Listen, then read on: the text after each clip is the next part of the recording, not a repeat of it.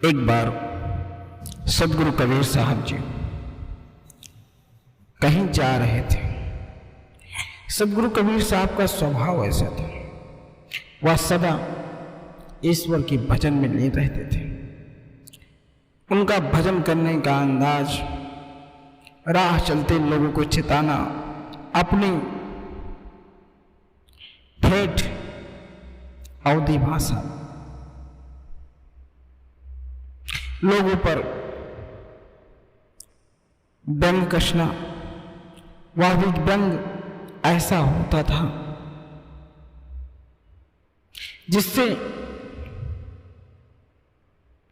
सदगुरु कबीर साहब के शब्दों को बहुत सारे लोग बुरा भी मानते थे और बहुत सारे लोग उन बातों को अमल करके अपनी गलतियों को सुधार भी लेते थे।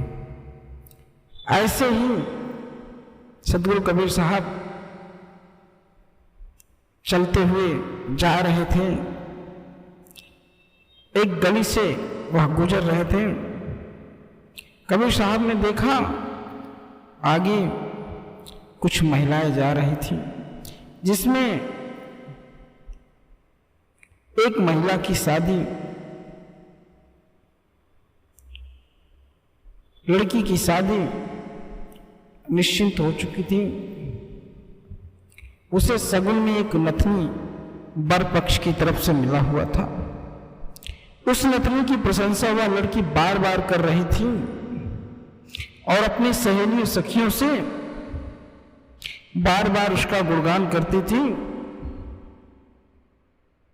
उसके बारे में बताते वह थकती नहीं थी। वैसे ही मेरे लिए होने वाली पत्नी अपनी ही पसंद के हिसाब से ही भेजा था, सिर्फ नथनी की ही बात करती रहती थी। सदगुरु कबीर साहब से रहा नहीं गया। उनके कान में बार बार नथनी की आवाज आ रही थी। कबीर साहब ने तेजी से उन सब महिलाओं से आगे निकल गए और बड़ी ही सुंदरता से अपनी अंदाज में कहा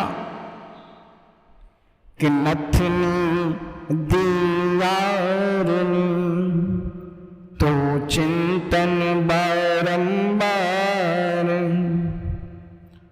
नाक दिन करतार उनको दिया विसर। सदगुरु कबीर साहब कहते हैं, अरे पगली, आप उस ईश्वर को भूल गई जिन्होंने तुम्हें इस नाक को दिया, वह स्थान दिया जहां पर तू नथनी पहनी हुई है, और तूने उसे ही भूल गया। अर्थात आज मनुष्य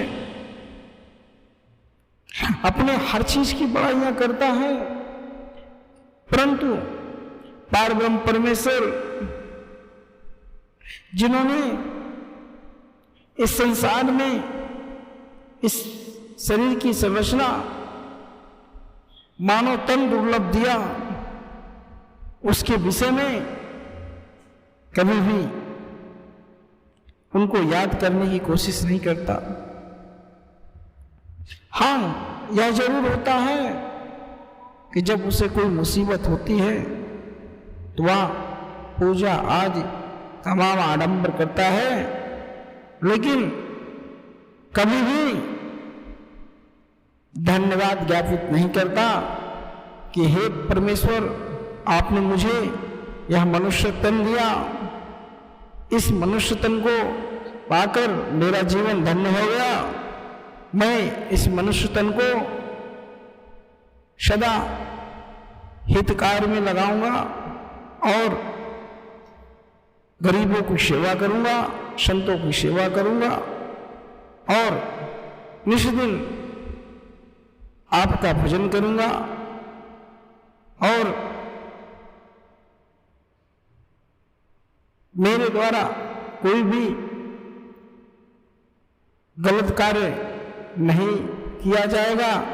सदा ही आपके बताए हुए रास्ते पे चलूंगा, लेकिन शायद बिरला ही कोई ऐसा सज्जन है जो सदगुरु कबीर साहब के बताए हुए रास्ते पर खरा उतरा है, और जो भी सदगुरु कबीर साहब के बताए हुए रास्ते को अपनाता है उसका जीवन धन्य हो जाता है